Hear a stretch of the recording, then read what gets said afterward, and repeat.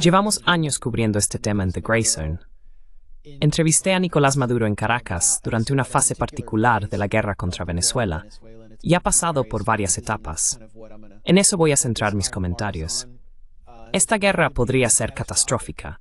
Un asalto y un intento de desestabilización al estilo de Libia podrían ser absolutamente desastrosos para Venezuela, para el continente sudamericano y para la frontera entre Estados Unidos y México. Hemos visto cómo la presión en la frontera provocada por las oleadas migratorias, resultado de sucesivos golpes de Estado, intentos de cambio de régimen y guerras de sanciones de Estados Unidos, ha empujado nuestra política hacia la extrema derecha y ha contribuido a impulsar la elección de Donald Trump. Mencionaste mi libro, La gestión de la barbarie.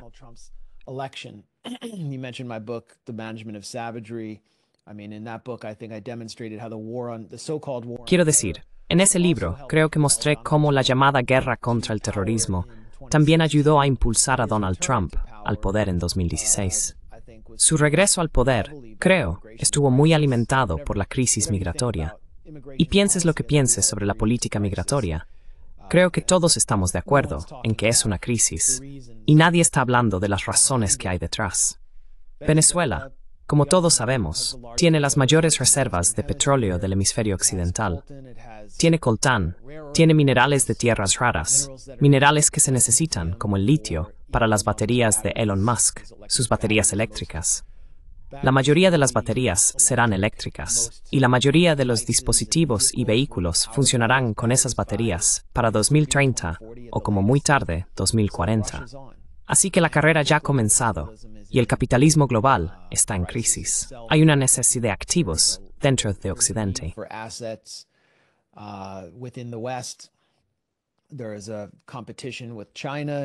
Hay una competencia con China. Acabamos de ver a Trump y a Xi reunirse. Y uno de los principales objetivos de Trump en esa reunión fue lograr que China pusiera fin a los controles de exportación sobre los minerales de tierras raras, porque Estados Unidos no puede obtener los minerales que necesita para librar esta guerra de inteligencia artificial que está iniciando con China y para impulsar su propia economía. Así que están en una verdadera crisis, y la atención se ha centrado en Venezuela, que ha sido un objetivo desde que Hugo Chávez llegó al poder en 1998. Luego se organizó un intento de golpe por las mismas figuras de la oposición venezolana, que ahora están preparadas para llegar al poder en Caracas, a bordo de los tanques estadounidenses. Estamos hablando de Leopoldo López, que reside en España. El gobierno español está muy implicado en estos intentos de golpe. El antiguo amo colonial de Venezuela es un fresun les desarded de ese thing.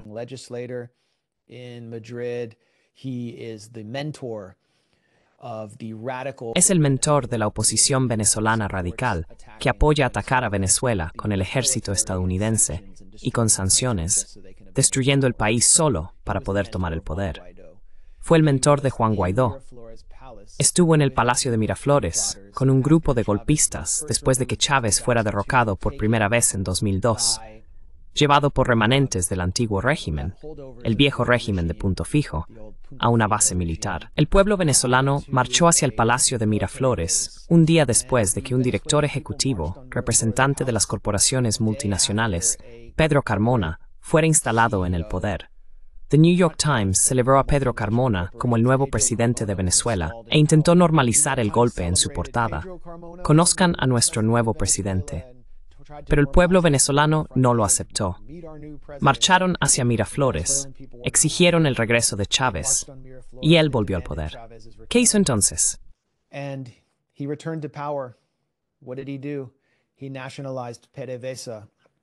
Nacionalizó PDVSA, la compañía petrolera nacional, y destituyó a la antigua dirección, que había considerado a PDVSA como un vehículo para exportar la riqueza de Venezuela hacia el norte.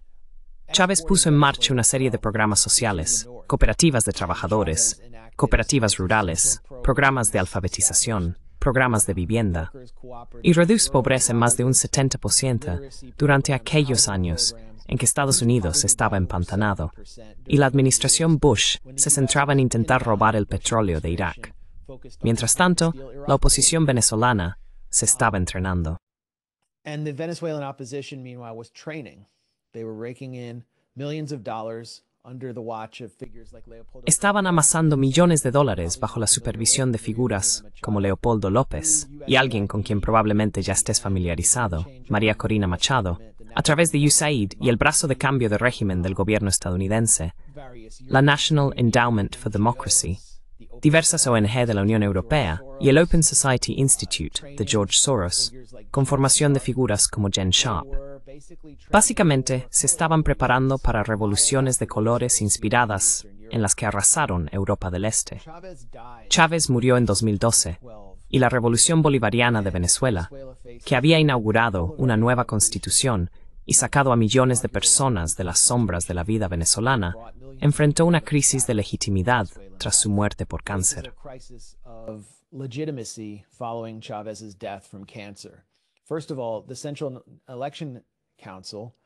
Antes que nada, el Consejo Nacional Electoral tiene que celebrar unas elecciones nacionales en el plazo de, creo, un mes.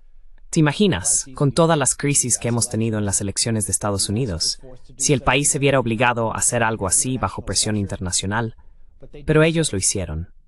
En esas elecciones, Nicolás Maduro, el sucesor elegido por Chávez, sorprendió a muchos al ser el seleccionado.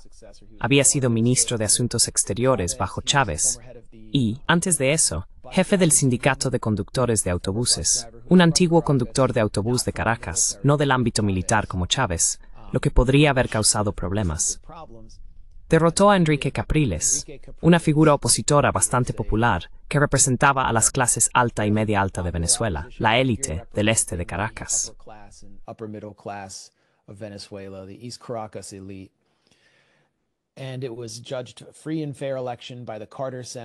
El Centro Carter consideró que fue una elección libre y justa.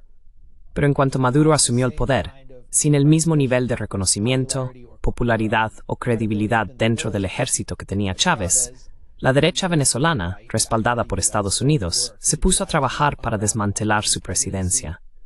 Promovieron una serie de lo que llamaron guarimbas, que básicamente significa bloqueos de carreteras. Cerraron partes de Caracas que controlaban e iniciaron disturbios. Esto contribuyó a deteriorar la economía venezolana, pero los medios estadounidenses lo presentaron como una rebelión popular brutalmente reprimida por las feroces fuerzas de seguridad de Maduro.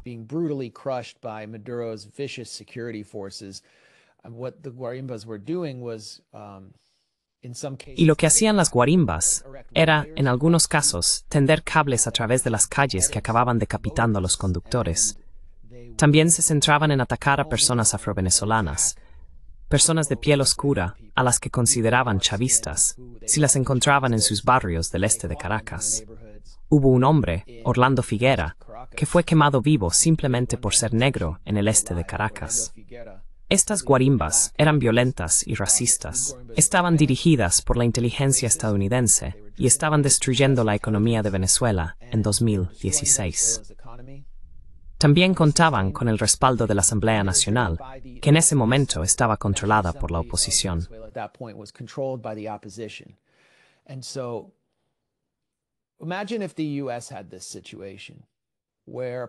Imagina que en Estados Unidos se diera una situación en la que un presidente hubiera sido elegido y el Congreso estuviera llamando a disturbios en las calles, pidiendo a Rusia y a China que apoyaran esos disturbios, como un 6 de enero multiplicado, con ciudades ardiendo. ¿Qué haría el presidente?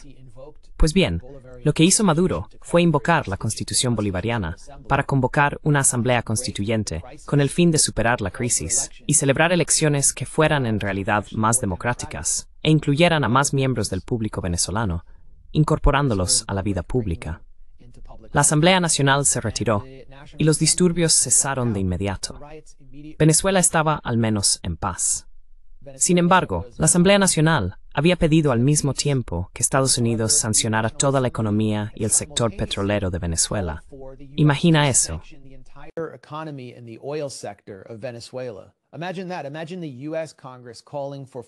Imagina que el Congreso de Estados Unidos pidiera a países extranjeros que llevaran a cabo una guerra económica contra su propio país. Eso fue lo que ocurrió en Venezuela, con la oposición venezolana traidora intentando incendiar su propio país para tomar el poder. Las primeras sanciones llegaron al final de la era Obama, en 2015.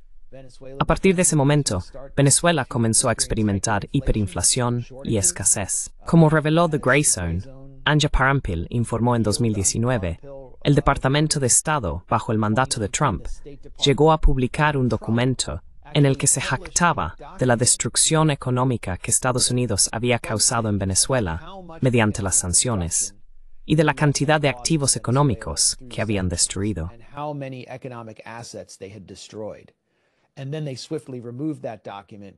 Y luego retiraron rápidamente ese documento porque era un poco demasiado evidente, pero Anja lo captó a tiempo. Así que esa era la situación a la que se enfrentaba Venezuela en 2017. La Asamblea Nacional, que había sido invalidada, declaró que Venezuela se encontraba ante una emergencia humanitaria. Así que sí, había escasez debido a las sanciones que ellos mismos habían apoyado. Y ahora pedían una emergencia y exigían una intervención extranjera para poner fin a la crisis humanitaria. Avanzando hasta febrero de 2019, en la frontera entre Colombia y Venezuela, Colombia estaba bajo el control de un presidente de derechas y pro-estadounidense, Iván Duque, que hoy es DJ en Miami.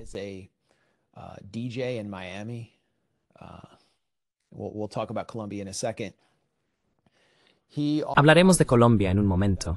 Autoriza a USAID y a la oposición venezolana radical, respaldada por Estados Unidos, a llevar a cabo un falso espectáculo de ayuda humanitaria destinado a quebrar la soberanía de Venezuela y desacreditar a Maduro ante el mundo. Palés de ayuda se cargan en camiones en el lado colombiano de la frontera, en una ciudad llamada Cúcuta. Al mismo tiempo, el multimillonario británico neoliberal Richard Branson organiza un concierto al estilo Live Aid, lleno de estrellas, para salvar al pueblo de Venezuela en Cúcuta. El espectáculo de ayuda fue un completo desastre. Las caravanas estaban llenas de suministros que la gente en Venezuela en realidad no necesitaba.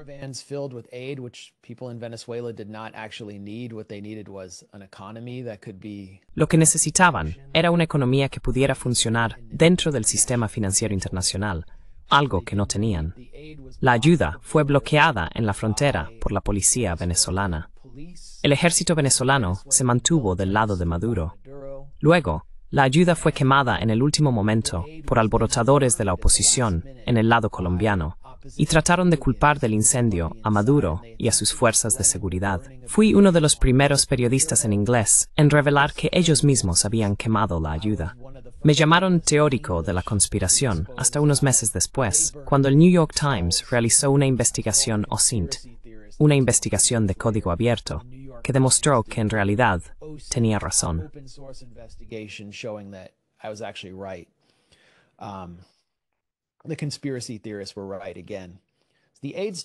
Los teóricos de la conspiración tenían razón otra vez.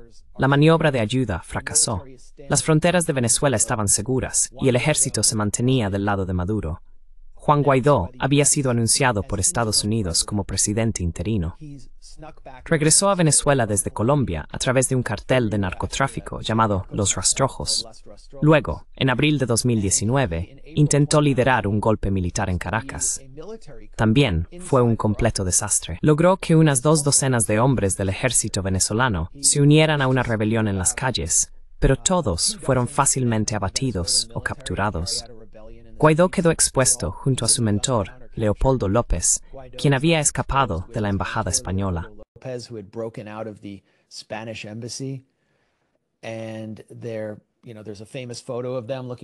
Y hay una foto famosa de ellos con aspecto desolado en las calles de Caracas. Guaidó haciendo una llamada, quizás usamos en Estados Unidos. A partir de ahí, todo fue cuesta abajo para Guaidó, hasta el punto de que llevó a cabo una serie de actos humillantes, como intentar entrar en el Parlamento saltando una valla. Fue abucheado en restaurantes por venezolanos de a pie, que estaban hartos de ver su país atacado desde dentro y desde fuera. Finalmente, huyó a Florida. Hoy en día, esto dice mucho sobre quién es realmente la oposición venezolana. Guaido is now a supposed professor Guaidó es ahora un supuesto profesor, sin formación académica, en algo de la Universidad Internacional de Florida, llamado Centro Adam Smith para la Libertad Económica, que básicamente no es más que un instituto de propaganda libertaria de derechas, donde los vasallos latinoamericanos, fracasados y acabados de Washington, van, ya sabes, a ser retirados. Así que Guaidó se ha ido. Guaidó logró una cosa, que es en cierto modo la tesis del libro de Anja Parampil, Corporate Cop. Consiguió, al deslegitimar a Nicolás Maduro como presidente en el escenario internacional, facilitar el robo del oro de Venezuela del Banco de Inglaterra. Fue transferido al llamado presidente legítimo, que a su vez estaba controlado por el gobierno de Estados Unidos y las fuerzas occidentales. Y también facilitó el robo del activo extranjero más valioso de Venezuela, que es Citgo.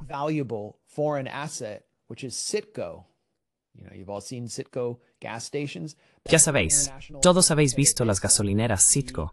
Esa es la rama internacional de PDVSA, el motor de la economía venezolana y el motor de los programas sociales de Venezuela. Así que le robaron a Venezuela miles de millones de dólares al año a través de Juan Guaidó. Un golpe económicamente devastador, un robo descarado, piratería internacional.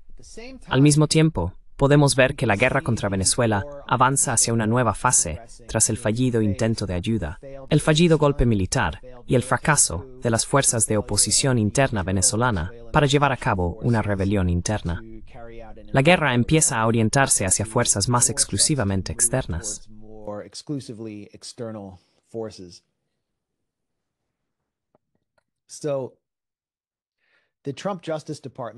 Así que el Departamento de Justicia de Trump, bajo William Barr, exfuncionario de la CIA, que redactó los indultos para los implicados en el caso Irán-Contra, y cuyo padre era director del Dalton cuando Jeffrey Epstein consiguió allí un puesto de profesor, ofreció una recompensa por la cabeza de Nicolás Maduro, acusándolo a él y a Diosdado Cabello, una de las figuras chavistas más poderosas después de Maduro, de ser los líderes de un narcocartel llamado Cartel de los Soles.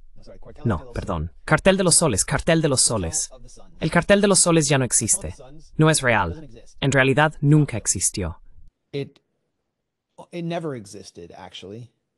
What it is a reference to the patches that were worn. Se trata de una referencia a los parches que llevaban las figuras principales, generales de la Guardia Nacional Venezolana, que fueron reclutados por la CIA para ser el punto de partida de una operación de la DEA, destinada, entre comillas, a dejar pasar la droga dentro de Estados Unidos. A principios de los años 90, creo que alrededor del 92, antes de que Chávez fuera elegido, la CIA y la DEA planearon enviar 20 toneladas, sí, 20 toneladas de cocaína a Estados Unidos. Y muchos de los que vivisteis los años 90, yo los viví en Washington, D.C., visteis cómo la epidemia del crack se desarrollaba ante nuestros ojos, justo delante de nosotros. El barrio en el que vivía se volvió inmediatamente más violento. Fue un cambio inmediato.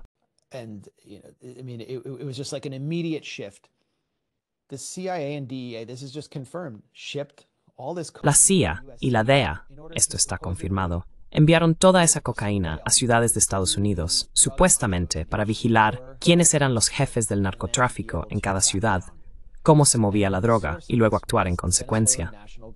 La fuente de todo esto fue la Guardia Nacional de Venezuela. Se reclutaron hombres clave de la CIA, como el general Guillén, que llevaban esos parches en los hombros.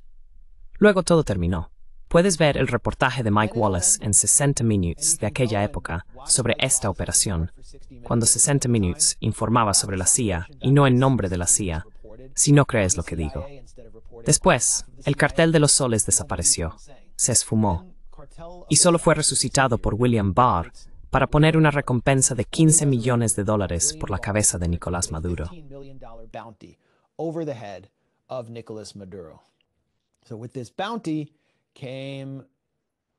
Así que, con esta recompensa, aparecieron estas figuras violentas y avariciosas que buscaban hacerse ricas rápidamente, cobrar la recompensa entrando en Caracas con ejércitos de mercenarios. Ese era el objetivo, incentivar intentos de golpe privados desde el exterior o planes de secuestro para capturar a Maduro, ponerle una diana en la espalda. Y eso fue lo que vimos más tarde, en 2019, con la Operación Gideon. Todos, si estáis viendo esto ahora mismo, id al canal de YouTube de The Grey Zone y ved mi entrevista con Jordan Goodrow, quien dirigió la fallida invasión mercenaria de Venezuela en la Operación Gideon. Sus hombres fueron capturados. Muchos de ellos murieron. Varios eran también boinas verdes como él. Y ahora Jordan Goodrow está hablando públicamente.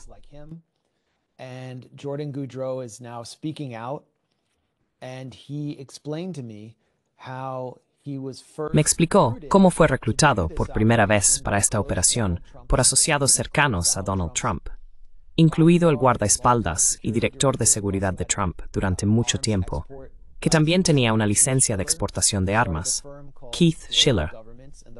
Schiller fundó una empresa llamada Global Governments.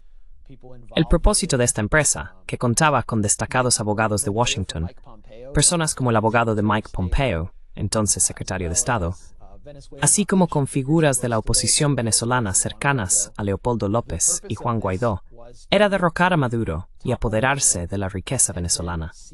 La oposición venezolana les prometió contratos lucrativos a cambio de sacar a Maduro del poder.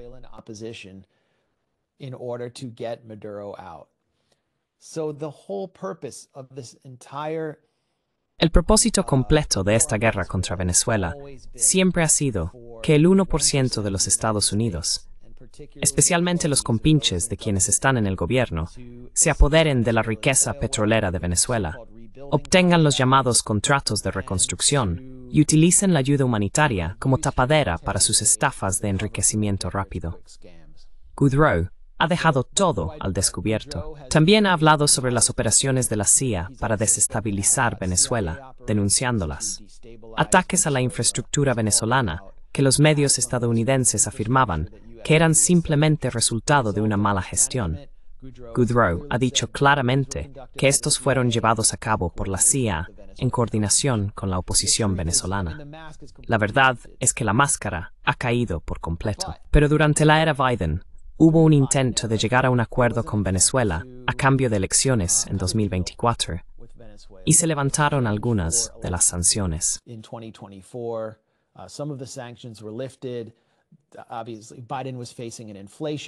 Obviamente, Biden se enfrentaba a una crisis de inflación.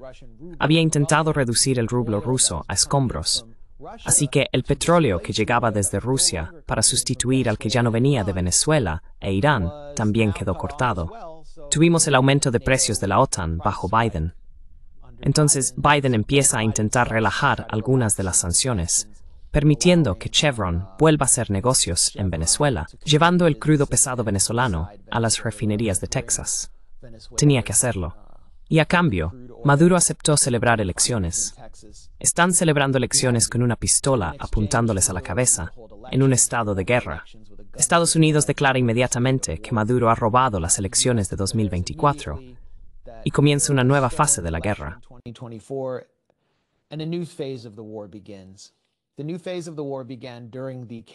La nueva fase de la guerra comenzó durante la campaña, que enfrentó primero a Biden y luego a Kamala Harris contra Donald Trump, con la inmigración, la crisis migratoria, ocupando el centro del debate. Ha habido varias oleadas de migración venezolana hacia el norte. La primera fue una especie de oleada ideológica, los exiliados que odiaban el chavismo, pero se convirtió en una oleada económica tras el ataque de sanciones de Estados Unidos contra la economía venezolana en 2015. Esa oleada comenzó a culminar bajo el mandato de Biden, cuando declaró el TPS, estatus de protección temporal para los venezolanos. La oposición venezolana aceptó esto porque quería llenar sus filas con personas que odiaban el chavismo y a Maduro.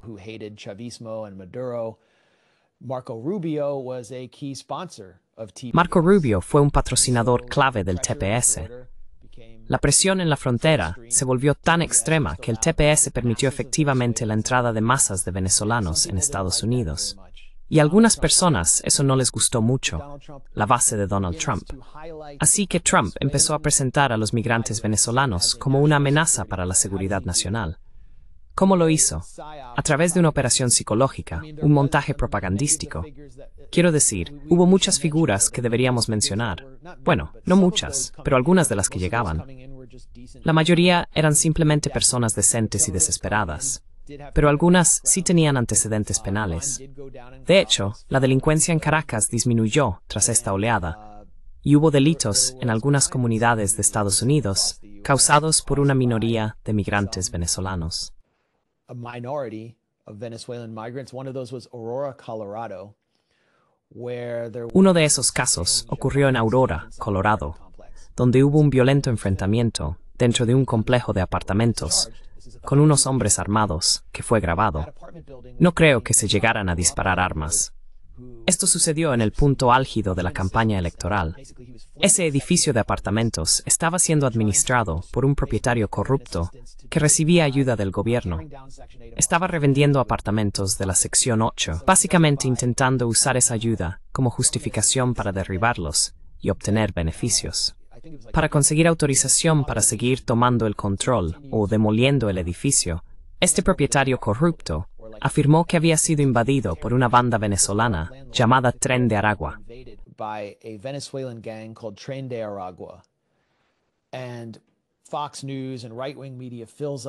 Fox News y los medios de derecha se llenaron de imágenes de hombres venezolanos con armas dentro de este edificio de apartamentos.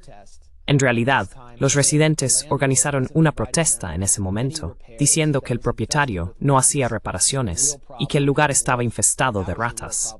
Ese era el verdadero problema, no las bandas venezolanas. No había pruebas de que una banda venezolana se hubiera apoderado del edificio, pero esa fue la narrativa, impulsada por un sheriff local pro-Trump.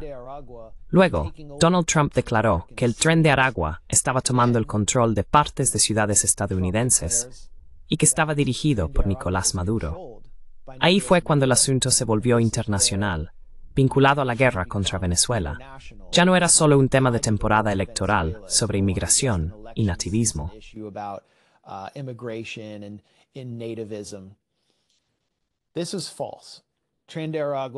Esto es falso. El Tren de Aragua no estaba controlado por Nicolás Maduro. Había sido en gran medida neutralizado dentro de las prisiones venezolanas por las fuerzas de seguridad de Maduro. En abril de 2025, un informe de inteligencia estadounidense desclasificado lo confirmó. Así que la comunidad de inteligencia de Estados Unidos, que durante mucho tiempo había intentado socavar al gobierno de Maduro, en realidad contradijo a Trump. La directora de Inteligencia Nacional, Tulsi Gabbard, alguien que había sido una opositora de larga data a la guerra contra Venezuela cuando era demócrata en el Congreso, pero que más tarde cambió de bando tras ser rechazada por el partido, salió a la luz y despidió a los analistas de inteligencia que revelaron que Maduro no tenía nada que ver con el Tren de Aragua. Así que la administración de Donald Trump estaba promoviendo este gigantesco engaño.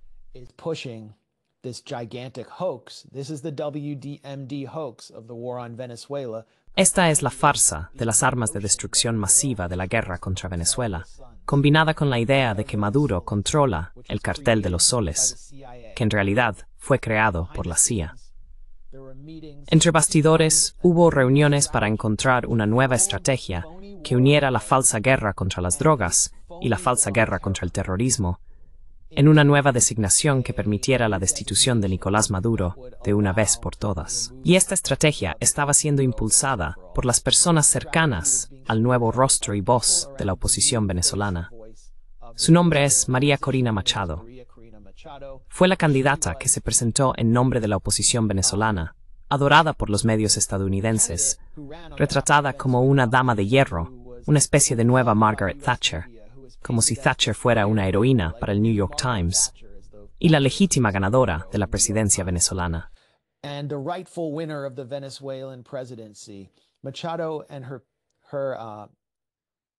Machado y su círculo íntimo mantuvieron una reunión con el ex jefe del Consejo de Seguridad Nacional, Mike Waltz, en enero, y declararon que el camino a seguir era etiquetar a Maduro como narcoterrorista. Era un terrorista, dijeron, porque estaba llevando a cabo ataques dentro de Estados Unidos mediante una invasión de bandas a través de TDA. Y era un narcoseñor, porque el Departamento de Justicia ya había afirmado que controlaba un cartel que en realidad no existe. Waltz tomó notas y comenzó a elaborar esta justificación, que más tarde fue transmitida a su sucesor tras el escándalo de Signalgate, Marco Rubio, el líder de facto del complejo industrial Gusano del sur de Florida, quien quiere invadir y derrocar a Venezuela por razones ideológicas.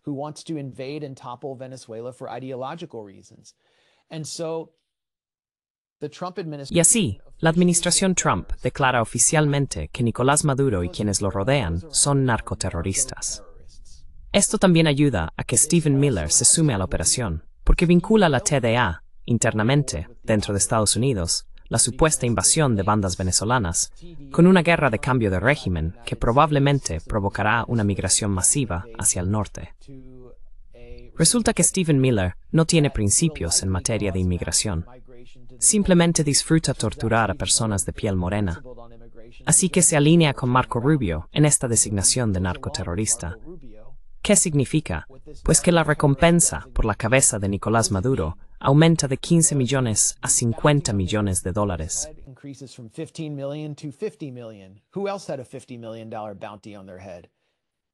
¿Quién más tenía una recompensa de 50 millones de dólares por su cabeza?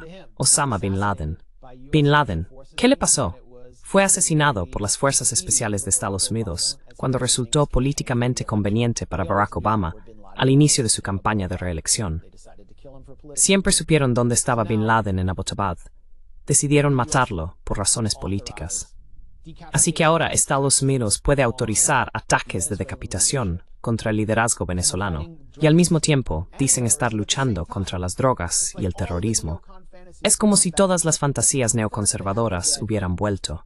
Pero primero, tienen que llevar fuerzas militares estadounidenses a las aguas venezolanas, al Caribe.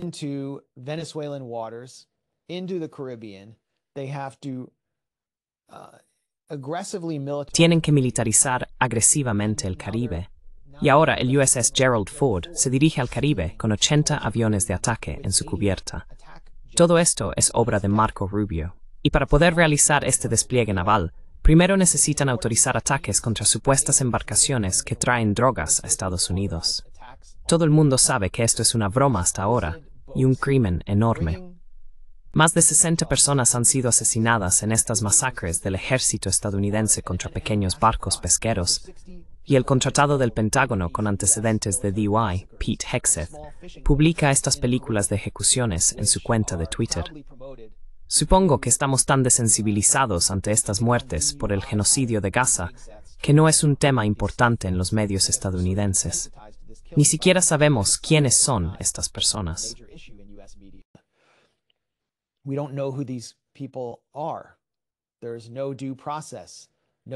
No hay debido proceso. No se están llevando a cabo interdicciones. Pero esto es lo que sí sabemos sobre esos barcos. No pueden llegar a Estados Unidos. Como mucho, pueden recorrer 200 kilómetros. Estados Unidos está mucho más lejos de 200 kilómetros. 200 kilómetros, ni siquiera pueden llegar tan lejos. La mayoría probablemente solo puede estar en el mar unas pocas horas. Ninguno de ellos se dirige siquiera a Miami. La mayoría va de Venezuela a Trinidad y Tobago. Y si transportan drogas, es cocaína. La cocaína no es el problema aquí. Esto no es lo que está envenenando a Estados Unidos. Es el fentanilo. El fentanilo está entrando por la frontera entre Estados Unidos y México, y menos del 5% de la cocaína, según las estadísticas de las Naciones Unidas, llega siquiera al Caribe desde Venezuela.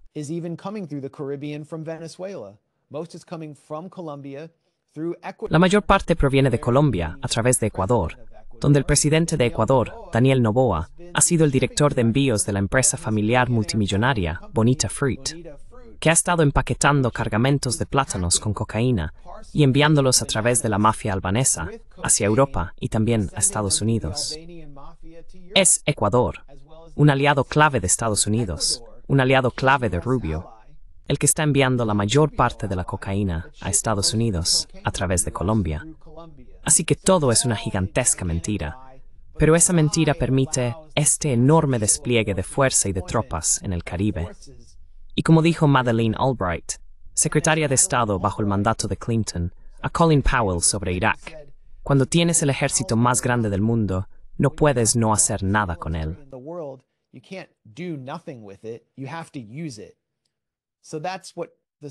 Tienes que usarlo.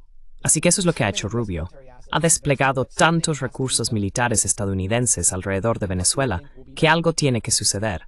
¿Y qué creemos que será? Ataques de decapitación.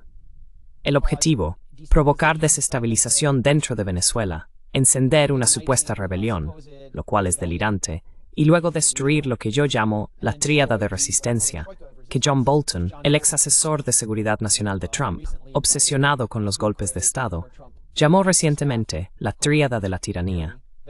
Venezuela, a través de la Alianza Económica ALBA, ha contribuido a sostener la asediada economía de Cuba y ha apoyado al gobierno de orientación socialista y muy popular del líder sandinista y presidente Daniel Ortega.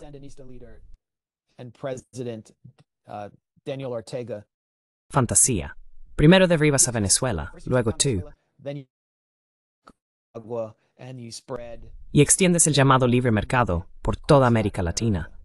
Destruyes la ideología del chavismo, haces de ello un ejemplo y aplastas a la izquierda latinoamericana.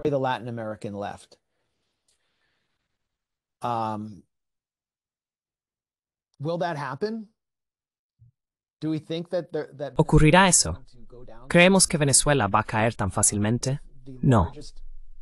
Bajo el peso del portaaviones más grande del ejército estadounidense, no lo creo. No necesariamente. Mira lo que acaba de pasar en Irán, cuando Irán sufrió un ataque no provocado en junio por parte de Israel, que en ese momento actuaba efectivamente como un brazo de Estados Unidos, o al menos utilizando armas estadounidenses, con el conocimiento de que la administración Trump intervendría para rescatar a Israel de las consecuencias de una guerra que había iniciado, pero no podía terminar. El pueblo iraní se unió en torno a su bandera y se volvió más nacionalista de lo que habíamos visto en una generación.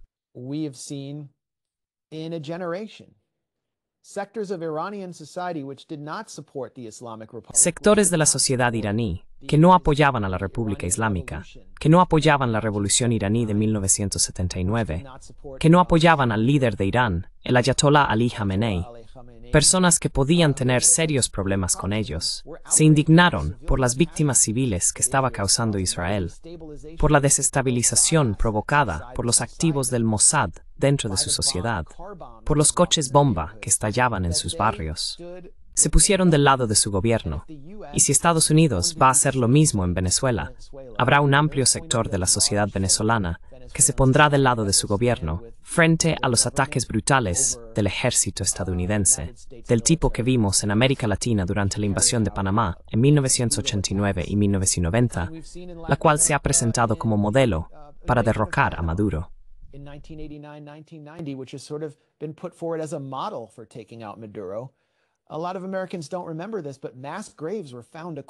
Muchos estadounidenses no recuerdan esto, pero se encontraron fosas comunes en todo Panamá, con panameños asesinados por el ejército estadounidense, algunos con bridas en las muñecas, muchos de ellos niños, muchos muertos en bombardeos. Cientos y cientos de civiles fueron asesinados allí. Así que la idea de que la propia Revolución Democrática de Venezuela pueda ser destruida por el ejército estadounidense, de que una ideología, una idea, pueda ser borrada, va a ponerse a prueba. Y es la misma idea que hemos visto puesta a prueba en Gaza, donde se ha ejercido una presión enorme, históricamente sin precedentes, sobre toda una población que ha resistido su desposesión, destrucción y ocupación.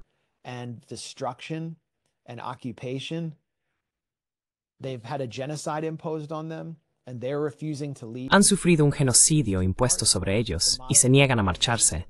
Se han negado a apartarse del modelo de resistencia. Así que toda esta idea neoconservadora depende de que la gente en América Latina, en el mundo árabe, en todo el mundo, básicamente acepte eso, acepte el neocolonialismo. Y eso se pondrá a prueba en Venezuela en los próximos días.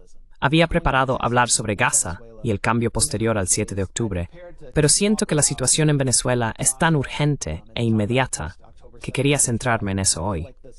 Eso era lo que tenía en mente. Pero podemos tratar esos temas en la sesión de preguntas y respuestas. Me interesa escuchar vuestras preguntas y comentarios. Así que concluyamos mis observaciones y pasemos al turno de preguntas. Muchas gracias. My comments and move to Q&A. Thanks a lot.